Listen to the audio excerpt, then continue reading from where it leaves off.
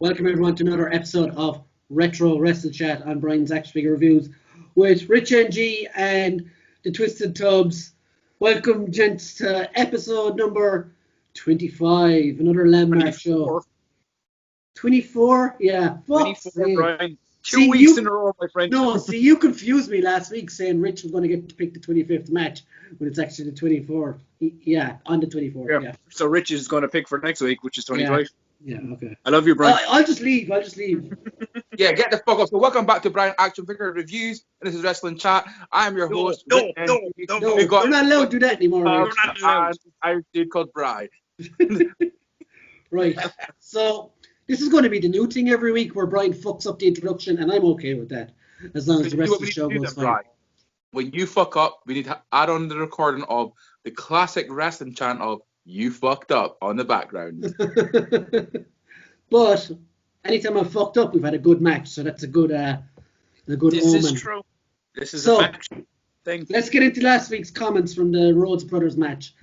Martin O'Halloran told us what that move that Dustin did, and it was a sunset flip powerbomb. And he also said that match had everything. Amazing watch. Let's Survive, Paddy Plays said, this was a great match. I do agree with Rich that the commentary is very frustrating at times. Other than that, solid as all hell. Keep up the sleek work, me bookles. And for Rich, that's boys in Irish. Thank you. Because a lot of times when I see Brian getting fucking tagged or commenting on shit on fucking Facebook, and you have this Irish guy talking, and I'm like, what the fuck is he saying, Brian? Because sometimes I don't have a fucking clue, because you boys talk fast. Ní málam. Oh, here.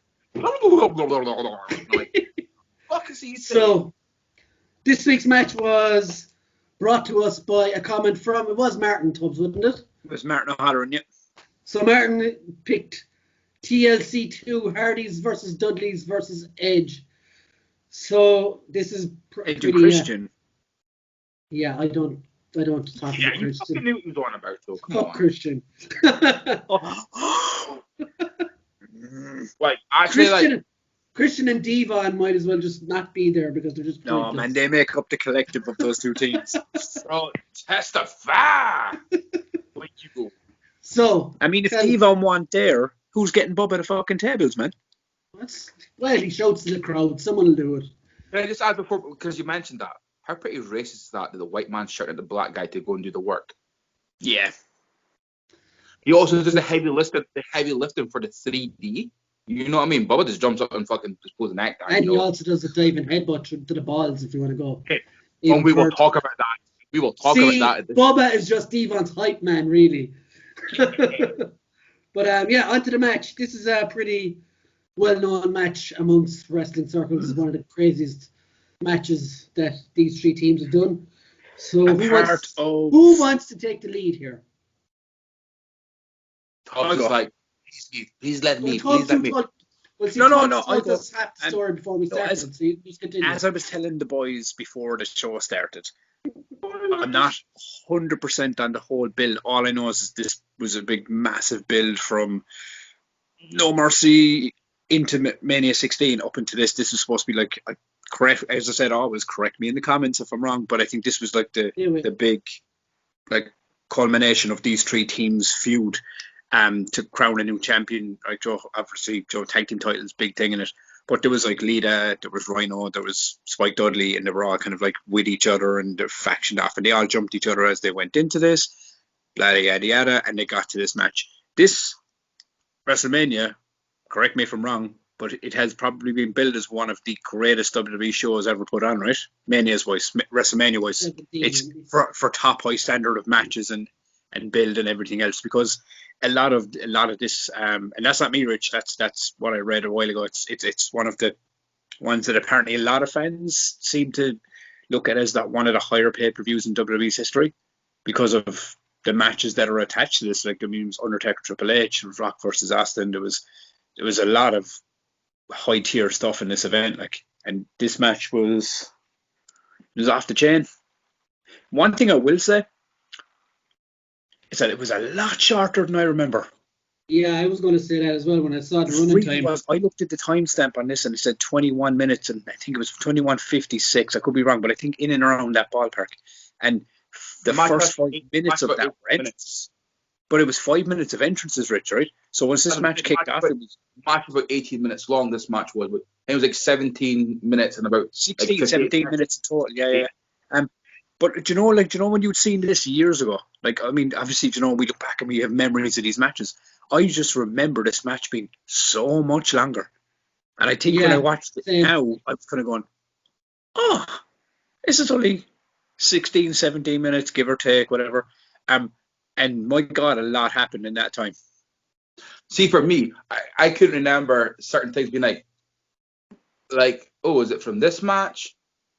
Like, or is this from the they all kind of blend into one, don't they? Yeah, like, because these guys were like well known for this type of match, like these three teams. And I was sitting there basically going like, where's this spot? Where's that spot? You know, kind of, you're almost thinking like, for example, a couple of spots with his name was like when say Edge and Christian when they won the belts. You know, the both stood had a table on top of the ladders and they stood on it. So you're kind of thinking to yourself, is it in this one? The one where Jeff jumps off the ladder on the in the entrance bit. Yeah, in the entrance. You remember one of the sickest swantons ever, like. Yeah, you remember all these fucking spots, but see when I was watching this match, I was going, where is this? Where is that? But then because you're so used to, I agree with you, right? I had a moment with there was a spot later in the match with Bubba and Matt Hardy, and I genuinely went, oh, okay, the other spot where it was just Bubba was Mania 16. I was going, all right, this is this one. Yeah, I had a lot of moments like that as well, Rich. Yeah, like you got yourself a bit confused because you're just like see, like when Christian got who got the belt, wasn't it? I was like, yeah, what? I was kind of caught off guard because like they haven't set the tables up on the ladder yet for Edge and Christian to go up. So like I was so fucking caught off guard on this. Like just for the record, I have seen this match, but these matches were just fucking like emerging of what I could remember of like these things. You know what I mean? I think the one thing that stood out for me was what I always remember from the first time I watched it was Rhino getting up under Edge's fucking legs and running up the fucking ladder with him on his shoulders. So I was like, once I saw Rhino, I was like, this is this match. I knew exactly where I was. I was like that, but didn't want it. That was one thing as well as I noticed is what Rich was saying a minute ago. I remember Rhino pushing Edge up that ladder, but I was wrong. It was actually fucking Christian, and because Edge held onto Devon's leg. But when I remembered it, I didn't remember it that way at all. I always thought it was Edge that was the one that pulled the belt down in this match. So that's what I'm saying. It was cool to look back and was like, oh shit, I don't remember that. Little tiny bits. I thought it went this way, or maybe, as Rich said, maybe oh shit. Actually, I that's probably from the other match. You know, their first clash. So guys, like, what do you think of the three fucking people interfering? Do you think that it was kind of? Go on, Rich. You have a thought. Right. So, man, like, can we just talk like see Spike? His execution on both these guys, fucking phenomenal. To like inside the ring, to like the outside the ring, fucking dude, fucking beautiful, right? Then of course you're gonna have Rhino. But the thing is, like, you kind of thought that you knew they were gonna come because the commentary all of a sudden starts speaking about like how these guys were kind of like injured and they were hurt kind of thing. So it was embedded in the story, Rich. Yeah, it was. You know, you knew something was going to happen, and obviously Spike comes down. Then Rhino gets his turn. Now I feel bad for Lita. Like, Lita, let's take a second, boys. No, can we just take a moment to appreciate Lita before we go? Appreciate the con, appreciate style. Cameras have tubs. No, but I will say one thing about it. One thing I found with it, because remember we talked about this 2 weeks ago when The Rock showed up in the street fight match, and we all agreed like could have done without that. They could have done that.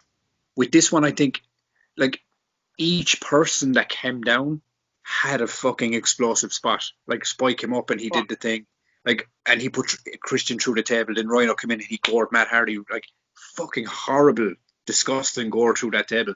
And then Lita, poor fucking Spike, man, in this match. He got his bell rung by that fucking chairman. Like and then she got fucking, she added 3D. But do you want to know something? I actually was, when I was looking over the match, I read it a while ago. Do you know the Swanton spot where Jeff went up on the 20 foot ladder thing and outside the ring? And he had the two boys. He had Rhino and Spike Dudley. Apparently, in an interview, Edge was talking about the match, and apparently, the impact of Hardy's like lower back knocked two or three of Spike's teeth out on that spot. Because if you remember, he went down through the table with Spike and not Rhino. So Spike took all the impact of that fucking move. Rhino's table didn't break. Yeah. Well, he landed, but he went down through it. Kind of similar to when they returned at Mania 30. Was it 33? The Hardys came back and he did the double spot on Sheamus and Cesaro. But he only went through one. There was two ladders, but he only kind of went through one. Kind of a similar spot to this, you know. But I think three of the people that came down. Sorry, Rich. I think that if they had just come down and like just being there for no reason, I think there was a reason they were there. And in this sense, I think it worked because they all got kind of like their payback on each kind of team, you know.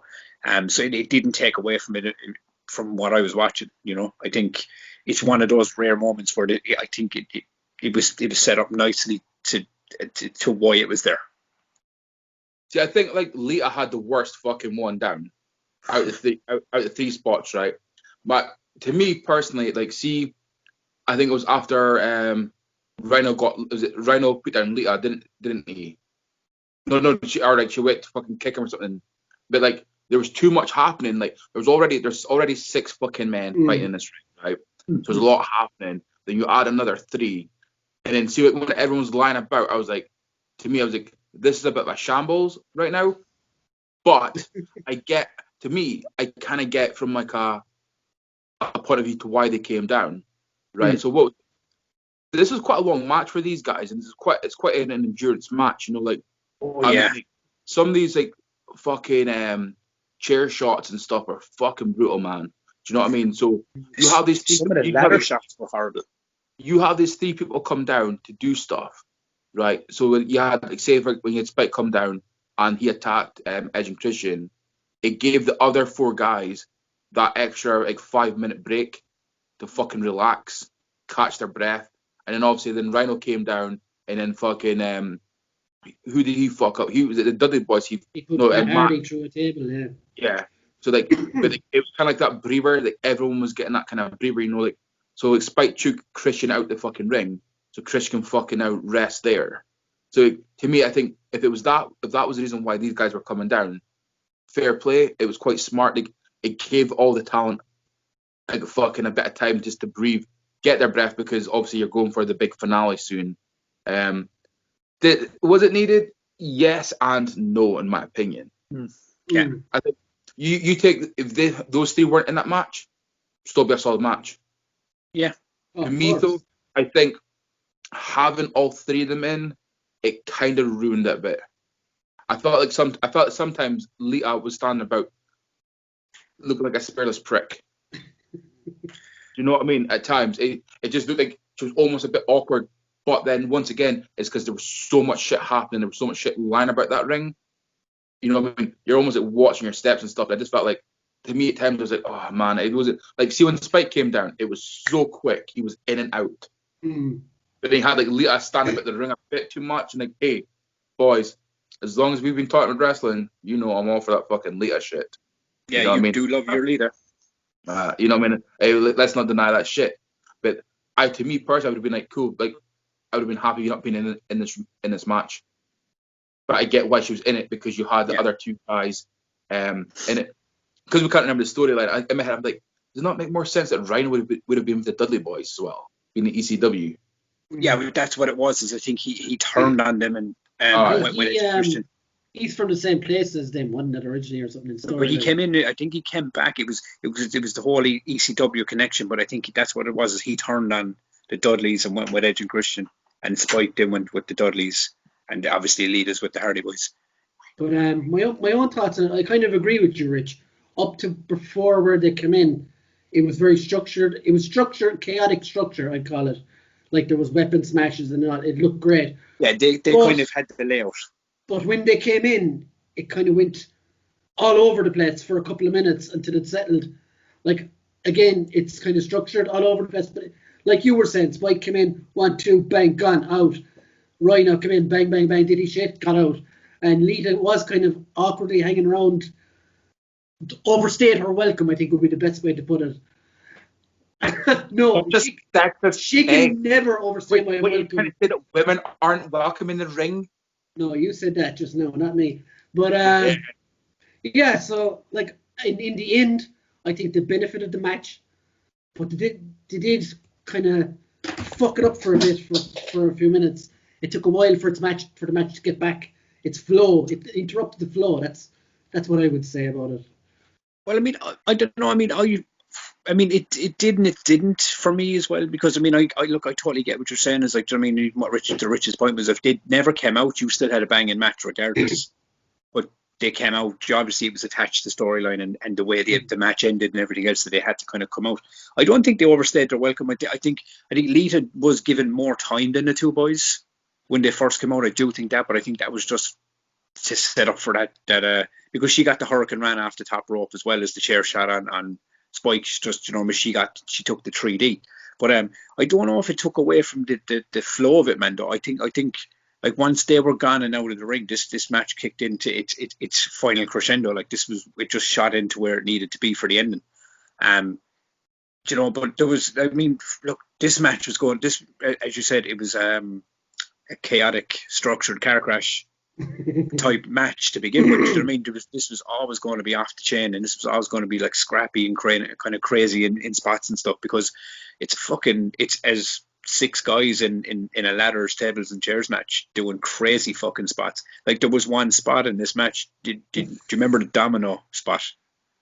Domino spot. The domino where they had all the three ladders stacked in the ring and they were all up there. So before we go on talking about spots, let's Okay. Sorry, Tubbs. I didn't mean to cut across. No, I was just talking about the match in general. I was actually talking about the spot. I was just what matches practically all spots anyway.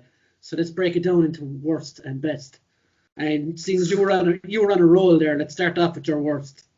No, my worst. I have to break it in now. No, I've got brain dead now because I broke it. I was on a roll and then I fucking my train of thought went. Have you thoughts on the worst one? Right. So one of my worst thoughts. Hey, shop here, boys. Camera angles. Dun dun dun. Yeah, man. See if they change the camera 2 seconds quicker, dude. It would have looked like it's executed perfectly. So it's the Dudley Boys. We got Devon on the top turnbuckle. Ring any bells, boys? Do the I know it's right. Yeah. Dude, he landed nowhere fucking near the fucking who was he doing it to again? Was it like fucking Christian? I think it was Edge. Yeah. He landed nowhere fucking near. So he landed on the edge. He was he wasn't even at the edge. He wasn't even fucking tipping him or anything. You know, even if he would fucking kept his tongue out, you would fucking even lick his. He landed so fucking. But see, they changed it like 2 seconds too late, the camera angle. But see, when they changed the camera angle, it looked like he landed it. It was perfect. But from it, he was too far away to land that fucking shot. So that was one, because it was just, once again, boys, if I don't fucking put a camera angle fucking issue here, then it ain't fucking. Do you know what I mean? So that was one. I think to me, just I'm beginning to think Rich should direct a movie someday. I'll come and show you. Just love his camera angles, does Rich? I'll show you how it's done. I think like that was I mean, I'm nitpicking here, boys, because it was a solid match. Yeah. I do, man. I said this like a couple minutes ago. I do appreciate the extra talent coming down. I just felt like I say, I love Lita, but she was just kind of she was just kind of awkward just standing there, and it just kind of ruined. This match had a great flow. You know what I mean? This match flowed the whole time. But see, like before she did the Hurricane Rana, she kind of stood there awkwardly and stuff, and then she did it, and it's still kind of awkward there because obviously these guys are setting up for things that are going to happen 5 minutes later. You know, so it's kind of like there was just the kind of delay there. So that kind of just the pace had really slowing down by her. Mm-hmm. Now, by the way, she's a fantastic wrestler. She's a great talent. And I'm not putting it down to her being a woman and saying she's a shit wrestler. It's not that. It was just the way that a part of this match was that she was quite awkward, and it was like 30 seconds. I'd say 30 seconds delay. It just kind of lost that pace for me. I agree. But I am nitpicking in this match. I do like the fuck up of Jeff Hardy trying to do the because you can tell the frustrations, and he openly admits it's one of his favorite. It's one of his pet hates. That you always want to do the triple ladder steps to try and get the belt. Hey, Yeah. I'm sorry, but like what? You're like maybe like 14 minutes into this match, and he's been going non-fucking stop. He is tired. He is up there fucking like really fucking high, potentially high as well. Who knows? Because it is Jeff Hardy, you know. But like to bounce across 3 ladders, you know what I mean? Like if I didn't know it was a fuck up. To be honest, because it was a fuck up, I absolutely loved that spot. It made it so much realer. It's one of those botchy spots that, as I said, it isn't like a straight up like, oh, that fucking looks so bad, or that's Joel. It actually adds to it, because when he falls down, I was kind of like, God, just fuck it, just get back up, fucking up the ladder. You know, you don't care because you're so in it at that point. Like, but the thing, seeing like that spot, like obviously being like watching wrestling as long as we have, so you can see him like he's like trying to dangle, but obviously like this is probably my worst spot actually. Is a step coming up that's going to be quite a lot of potential people's favorite spots, was the spear from the ladder. Right, boys, right? How long did Jeff have to hang on this before Bubba decides to move the ladder and Edge to fucking climb up the ladder to get into position? It wasn't that, dude. Like, look at the spot again. Did you not see what they were doing? No, but did you not see what they were doing with that? I never spotted that. I never spotted this setup to this move until tonight. When Bubba pulls the ladder back, right, Jeff has his legs in. No, but you know what they were doing? They were pulling Jeff back to swing into the fucking. They were swinging him. Yeah. But Jeff had been hanging on that belt longer than he needed to be for that to be executed. Once again, 5-10 seconds. Edge should have been up that ladder, and Bubba should have already been like going for Jeff. It was just a delayness on that to make it look like. I'm sorry, if we're in a triple threat match, this type of match, right? I am hanging on to that belt right now. Are you really going to sit there lying down on a ladder and be like, man, I should probably go up there and try and spear him down? You're going, man, well, I should maybe try and remove that ladder so you might fucking like lose the grip and not be able to undo the belts. No, you're going to act fucking quickly, or is that just me? You're silent. I'd have to look at it again to see how slow they actually went. I'm going to throw it out there right now, right? I think Rich is pointing at things because Rich is having trouble picking bad spots in this match. No, I've told you this though. I told you like, this is a match. I've told you that though. But if you're asking me what my worst spots were, these were the spots that this actually stuck out to me. I watched it only the once, and these were the spots that stuck out to me like a sore thumb. That simple. I've only watched this match twice in my life, once live, and then today, right? And this time, these spots stuck out to me straight away.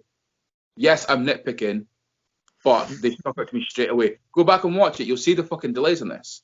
Right. So is that your worst one, so? Yep. I'll give you another one, and this might know YouTube's as well. Mm-hmm. My worst spot is the 3 ladders all together, and then everyone goes flying in different directions. That, like I was saying about the Jeff Hardy one, that looks really realistic. This 3 ladders set up in the center of the ring was the most fucking obvious spot in the whole fucking match. And like, what's the point of the 3 ladders even when you only need one to get up to the thing? That's the one that took me out of it a little bit. So yeah, I don't know. That's the spot I don't like. Saying. It's that spot for me, right?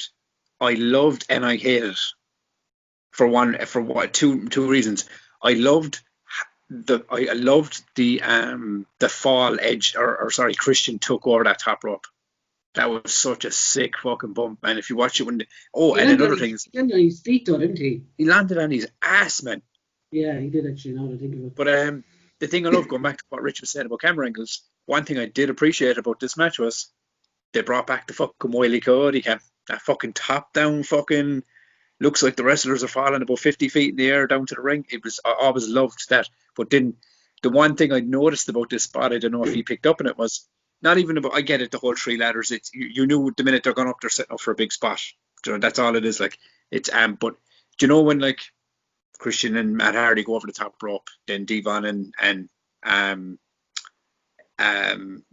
Jeff Hardy hit the other rope, and then Edge and Bubba are on the top in the middle ladder, and Bubba hits Edge, and Edge falls, and then Bubba literally just throws himself off the ladder. I was going, when it happened, I was kind of going, Edge didn't even hit him.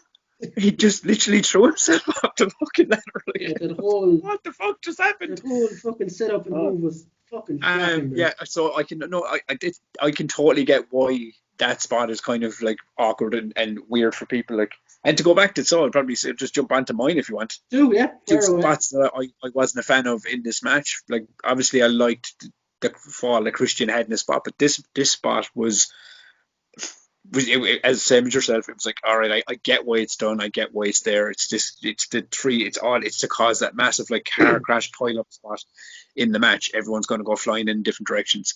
But yeah, it's out of all the spots that happened in this match and all the things that happened, this was probably the weakest one.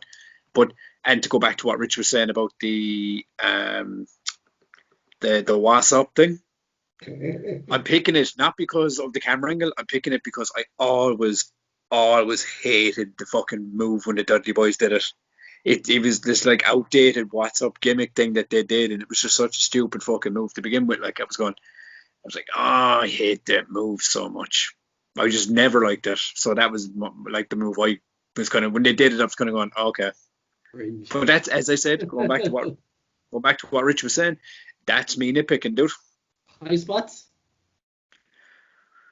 So many. Okay, so just pick 3 because we could be here all night if we're fucking picking them all. Fuck. Okay, 3. Not it can be anything about the match. It doesn't have to be. I'll go on to picks then. Go on, you go, Rich, because I fucking have to think about this commentary one. Boys. Paul Heyman. 100%. Right. See, for never me, mentioned it, but yeah. Right. You know, I never really mentioned like commentary, a good commentary, but I'm fucking mentioning it now, right? Paul Heyman, great commentary. Like, to me, like, if you were kind of new, like, you knew Edge and Christian and you knew the Hardy Boys, but just like for him to really kind of help sell the Dudley Boys, being like, no, when the Dudley Boys came out and they were sitting on the table, it was like, oh, this is Dudley Boys, where they're fucking, this is them at home kind of thing. This is what they are. Like, it really worked because you had a guy who was on commentary with him. Jim Ross and the King. Jim Ross, man. Aye. So you had your WWE boy, but then you also you had your fucking ECW boy. So it was a good mix of like knowledge and stuff there. Like your clean cut boy and your more aggressive commentary kind of guy. The commentary was just phenomenal. Like they didn't oversell or overhype anything. They didn't undersell or anything. It was just this was perfect commentary from both of them. Apart from when Jim Ross fucked up and he was like, I think it was like Edge just went over the ring and he tries to like. It was Christian, wasn't it? Christian. Yeah. He said it. I was like, huh? Edge just on a ladder. I was like, I'm so confused. Like, I was drinking last night, but I'm not drunk or hungover or high right now. And I'm like, what the fuck am I watching? Like, the commentary was fucking spot on. The general pace of this match was fucking phenomenal. Do you know what I mean? Like, it's rare that you get a good fucking match, and then it keeps that pace. You know, we'll say on average it was 20 minutes, right? It's right up to 20 minutes, right? So 6 men, you got 6 men, so it's a lot easier having 6 guys to keep a 20-minute match going. But that's also 6 men that have to interlink with each other and dance with each other through this 20 minutes. So it is quite hard, you know, to constantly do that. Here's my fucking brutal moment of the week. When Edge fucking hits Matt Hardy in the head with that fucking ladder, I was like, oh, you know, at the very start, I was like, oh, here's again. I was already saying it, Rich. I was like, some of the ladder shots in this, when they were throwing ladders at their fucking heads, man, and they were fucking, no one was putting hands up. They were getting them in the fucking heads, man. Yeah, I agree with you completely on that one, man. That shot to Matt Hardy's head was horrendous. Spike Dudley's move to Christian, fucking from the inside on turnbuckle to the outside. Great fucking highlight of the match. Wasn't even a part of the match, but he's still in one of the highlight fucking moments for me. Yeah, that's mine. My high spots, I'll just give you the last word, Tubbs. Yeah, my high spots, again, I agree with Rich. Commentary, fucking amazing. Paul Heyman, give him a microphone, give him a headset, and he will deliver. He will shit gold for you. Obviously, as you said, his history with the Dudleys, Rhino, fucking Spike, just excellent. Also, fucking tag team wrestling. It's not been seen like this for a long, long time. And how good was it to watch actual proper tag teams do proper tag team shit, like, and it for to look good. Moment of the match, I love the fucking spear off the ladder. I'm gonna be honest. I know the lead up is a bit fucking funny, but the impact and the height and the balls to take it from that height as well is something else. And I don't know if Jeff Hardy's ballsy or stupid, but he's definitely a couple of brain cells shorter these days because of stuff like this. And speaking of lost brain cells, the chair shot to Spike Dudley, fucking hell. I heard it in my fucking chest when I was watching it. Like, that guy, I don't know what he's doing now, but I've seen him take them before as well, and I don't know how he's not brain dead or something. Tubbs? I was going to sort of echo what you were saying about Jeff Hardy. Like they're doing these things. He's short a few brain cells and stuff. There was a spot earlier in the match, I'm pretty sure, that knocked all the brain cells out of him before he went into this. Is when Bubba Ray power slammed Jeff Hardy through Edge on the table. And I mean, it was fucking horrible because he got all the fucking head and all the shoulders. Powerbomb, wasn't it? Yeah, it was horrible. It was one of the worst powerbombs I've seen in a while, man. I was going, he got like none of his back on his fucking on this guy, like, killed him with it. The Bubba Ray and Matt Hardy off the top of the ladder because they just completely disintegrated 4 tables. Like, it was just going, fuck me. It was such a good spot. The chair shot to Bubba Dudley, Spike going over onto Christian's fall off the ladder. I thought was fantastic. It was just such a cool spot. Commentary, I have to agree with you boys. I think Paul Heyman brought fucking JR up to the roof on this one. Two of them really, really bounced well off each other. And we've watched a lot of matches in the last couple of weeks, and I think we've all kind of dipped in and out of JR, like, as good as people make him out to be, because we've all kind of said it. He was top notch in this, and I think it was a lot got to do with him and knowing the history and knowing the ties he had with this going into this match. And Heyman's just a fucking god on the mic to begin with. But spear, the obvious fucking spear, I loved it.